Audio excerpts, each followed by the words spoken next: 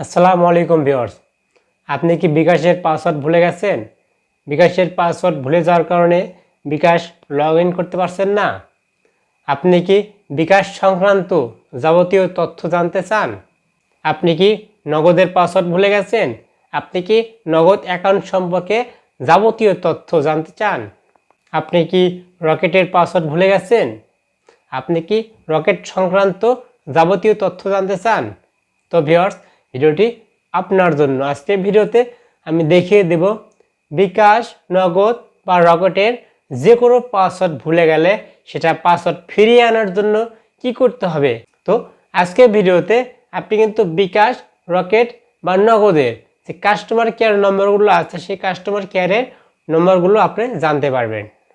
আপনি যদি বিকাশের পাসওয়ার্ড ভুলে যেয়ে থাকেন বা বিকাশ অ্যাকাউন্ট সম্পর্কে যে কোনো তথ্য জানতে চান, তাহলে আপনি ডায়াল করবেন 16247 অর্থাৎ 16247। এই নম্বর তুলে আপনি ডায়াল করবেন। ডায়াল করা মাত্র কিন্তু আপনি অপশন পেয়ে যাবেন, সরাসরি এখান থেকে কাস্টমার কেয়ারের সাথে কথা বলতে পারবেন। আপনি কাস্টমার কেয়ারের সাথে কথা বলে আপনি কিন্তু পাসওয়ার্ড রিসেট করতে পারবেন। আবার আপনি যদি নগদের পাসওয়ার্ড ভুলে যেয়ে থাকেন বা নগদ অ্যাকাউন্ট সম্পর্কে যে কোনো তথ্য জানতে চান, তাহলে আপনি ডায়াল অপশনে গিয়ে ডায়াল করবেন 16167 অর্থাৎ 16167।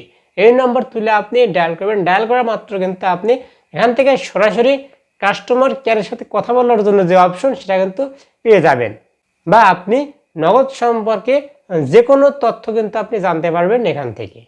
আবার আপনি যদি রকেটের পাসওয়ার্ড ভুলে যেয়ে থাকেন, সেজন্য কিন্তু আপনাকে আবারও ডায়াল প্যাডে দিতে হবে। ডায়াল প্যাডে গিয়ে আপনি উঠাবেন 16216 অর্থাৎ 16216। এই নম্বরে ডায়াল করলে কিন্তু আপনি সকল তথ্য জানতে পারবেন।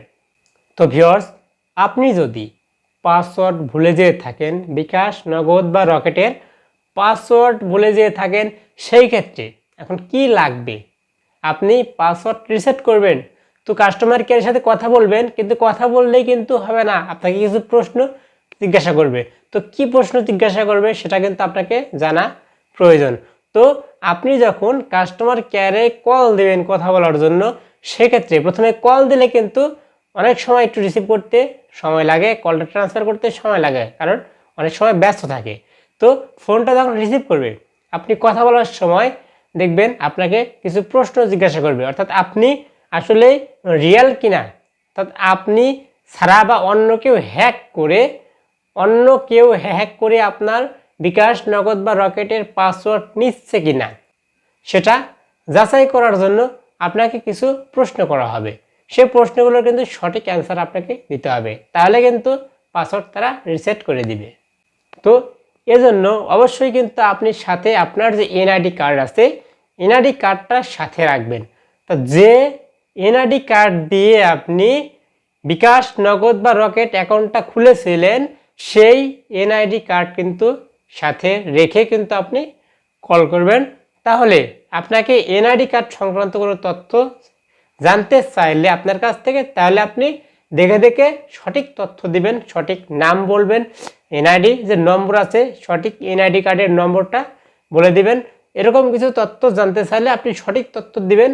সঠিক তথ্য দিতে না পারলে তাহলে কিন্তু ওরা আপনাকে সেবাটা দিবে না, আপনার পাসওয়ার্ড কিন্তু রিসেট করে দিবে না।